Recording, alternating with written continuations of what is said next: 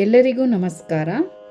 ಸೌಂದರ್ಯ ಲಹರಿ ಕಲಿಕೆಗೆ ತಮ್ಮೆಲ್ಲರಿಗೂ ಹೃತ್ಪೂರ್ವಕವಾದ ಸ್ವಾಗತ. ಸೌಂದರ್ಯ ಲಹರಿಯಲ್ಲಿ 11ನೇ ಶ್ಲೋಕದ ಬಗ್ಗೆ ನಾವೀಗ ತಿಳ್ಕೊಳ್ತಾ ಇದ್ದೀವಿ. ಇಲ್ಲಿ ಶ್ರೀಚಕ್ರದ ಸ್ವರೂಪದ ಬಗ್ಗೆ ತಿಳ್ಕೊಳ್ತಾ ಇದ್ದೀವಿ. ಮೊದಲಿಗೆ ಓಂ ಶ್ರೀ ಗಣೇಶಾಯ ನಮಃ, ಓಂ ಶ್ರೀ ಗುರುಭ್ಯೋ ನಮಃ.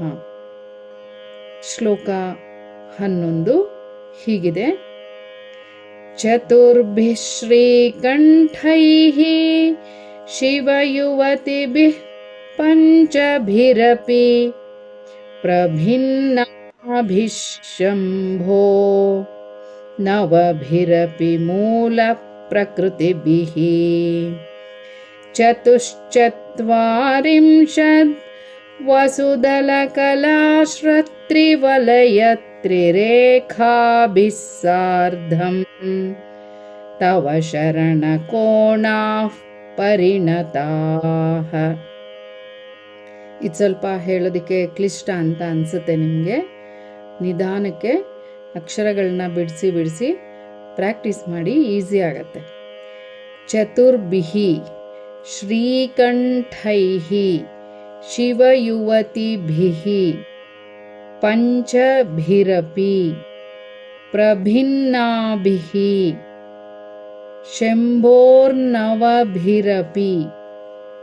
ಮೂಲ ಪ್ರಕೃತಿಭಿಃ ಚತುಶ್ಚತ್ವಾರಿಂಶದ್ವಸುದಲಕಲಾಶ್ರತ್ರಿವಲಯತ್ರಿರೇಖಾಭಿಃ.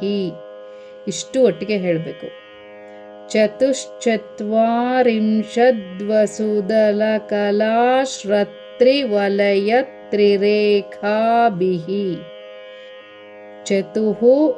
ಚತ್ವಾರಿಂಶದ್ ವಸುದಲಕಲಾಶ್ರತ್ರಿವಲಯ ತ್ರಿರೇಖಾಭಿಃ. ಹೀಗೆ ಬರುತ್ತೆ. ಸಾರ್ಧಂ ತವ ಶರಣ ಕೋಣಾಃ ಪರಿಣತಾಃ. ಹೀಗೆ ಪದಗಳನ್ನ ವಿಭಾಗ ಮಾಡಿದ್ರೆ ಪದಗಳು ಸಿಗ್ತಾ ಬರುತ್ತೆ. ಇದರ ಅರ್ಥ ಹೇಗಿದೆ? ಹೇ ಭಗವತಿ, ಚತುರ್ಭಿಃ ಶ್ರೀಕಂಠೈಃ ನಾಲ್ಕಾದ ಶಿವಾತ್ಮಕಗಳಾದ ಚಕ್ರಗಳಿಂದ, ಶಂಭೋಹೋ ಶಿವಚಕ್ರಕ್ಕಿಂತಲೂ, ಪ್ರಭಿನ್ನಾಭಿಃ ಬೇರೆಯಾದ ಭಿನ್ನವಾದ, ಶಿವಯುವತಿಭಿಃ ಶಕ್ತಿ ಚಕ್ರಗಳಿಗಿಂತಲೂ, ಪಂಚಭಿಃ ಐದಾದ, ಮೂಲ ಪ್ರಕೃತಿಭಿಃ ಪ್ರಪಂಚಕ್ಕೆ ಮುಖ್ಯ ಕಾರಣವಾದ, ನವಭಿಃ ತ್ವಜ್ಮಾಂಸಾದಿ 9 ಪದಾರ್ಥಗಳಿಂದಲೂ. ಹೀಗೆ ಅರ್ಥ ಬರ್ತಾ ಹೋಗುತ್ತೆ.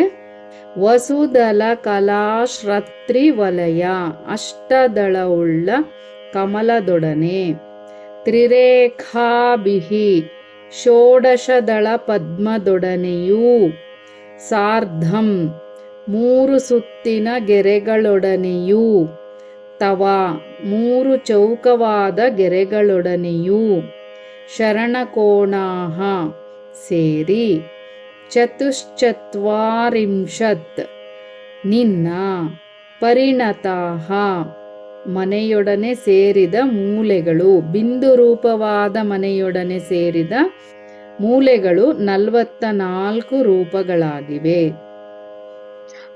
ತಾತ್ಪರ್ಯ ಹೀಗಿದೆ: ಎಲೈ ದೇವಿಯೇ, 4 ಶಿವಾತ್ಮ ಚಕ್ರಗಳಿಂದಲೂ ಶಿವಚಕ್ರಗಳಿಗಿಂತಲೂ ಬೇರೆಯಾಗಿರುವ 5 ಶಕ್ತಿ ಚಕ್ರಗಳಿಗಿಂತಲೂ, ಹೀಗೆ ನಿನ್ನ 9 ಮೂಲ ಪ್ರಕೃತಿಗಳಿಂದ ಪ್ರಪಂಚಕ್ಕೆ ಮುಖ್ಯವಾದ ತ್ವಕ್ ಮಾಂಸಾದಿ ಪದಾರ್ಥಗಳಿಂದ ಕೂಡಿರುವೆ.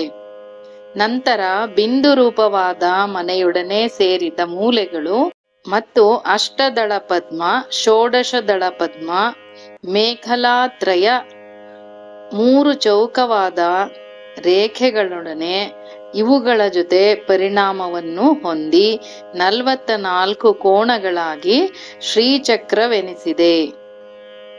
ಅಂತ ಇಲ್ಲಿ ಹೇಳ್ತಾ ಇರೋವಂಥದ್ದು. ಅಂದ್ರೆ ಶಿವಚಕ್ರ 4, ಶಕ್ತಿ ಚಕ್ರ 5, ಬೈಂದವ ಮಂದಿರ 1, ತ್ರಿಕೋಣ 3, ಅಷ್ಟದಳ 8, ಷೋಡಶದಳ 16, ಮೇಖಲಾತ್ರಯ 3, ಅಂತರ್ಭಾವ 1, ಒಟ್ಟು 44 ಕೋಣಗಳಾಗಿವೆ ಅಂತ ಹೇಳ್ತಾ ಇರೋವಂಥದ್ದು.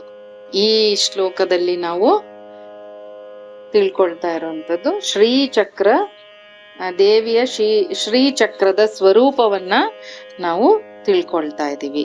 ಇಲ್ಲಿ ನವಯೋನಿಗಳಲ್ಲಿ ಪಂಚಭೂತಗಳು ಶಕ್ತಿಗೆ ಸೇರಿದವು, ಆದ್ರೆ ಮನಸ್ಸು, ಬುದ್ಧಿ, ಚಿತ್ತ, ಅಹಂಕಾರ ಈ 4 ಶಿವನಿಗೆ ಸೇರಿದವು. 25 ತತ್ವಗಳು ಶಿವ ಶಕ್ತಿ ತತ್ವಗಳಲ್ಲಿ ಅಂತರ್ಗತವಾಗಿರುತ್ತವೆ. ಚರ ಎಂದರೆ ಪಿಂಡಾಂಡ, ಚರ ಎಂದರೆ ಬ್ರಹ್ಮಾಂಡ, ಅಚರ ಎಂದರೆ ಬ್ರಹ್ಮಾಂಡ. ಚರಾಚರಾತ್ಮಕವಾದುದು ಜಗತ್ತು ಎಂದರೆ ಪಿಂಡಾಂಡ ಮತ್ತು ಬ್ರಹ್ಮಾಂಡಗಳನ್ನು ಒಳಗೊಂಡಿದ್ದು ಎಂದರ್ಥ.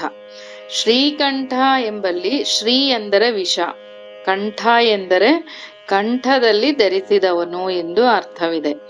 ಆದರೆ ಕಂಠದಲ್ಲಿ ವಿಷವನ್ನು ಧರಿಸಿರುವವನು ಶ್ರೀಕಂಠ. ಈ ಶ್ಲೋಕವನ್ನು ಮತ್ತೆ ಮತ್ತೆ ಪುನಃ ಪಠನ ಮಾಡೋದ್ರಿಂದ ನಮ್ಗೆ ಸ್ತ್ರೀಯರ ಬಂಜೇತನ ನಿವಾರಣೆ ಆಗತ್ತೆ ಅಂತ ತಿಳ್ಕೊಳ್ಬಹುದು. ಇಲ್ಲಿ ಶ್ರೀಚಕ್ರದಲ್ಲಿ ಮೇರು ಪ್ರಸ್ತಾರ, ಕೈಲಾಸ ಪ್ರಸ್ತಾರ, ಭೂ ಪ್ರಸ್ತಾರ ಎಂಬ 3 ಪ್ರಸ್ತಾರಗಳಿವೆ. ಮೇರು ಪ್ರಸ್ತಾರವೆಂದರೆ ಷೋಡಶ ನಿತ್ಯೆಯರೊಡನೆ ತಾದಾತ್ಮ್ಯ ಹೊಂದಿರುವುದು.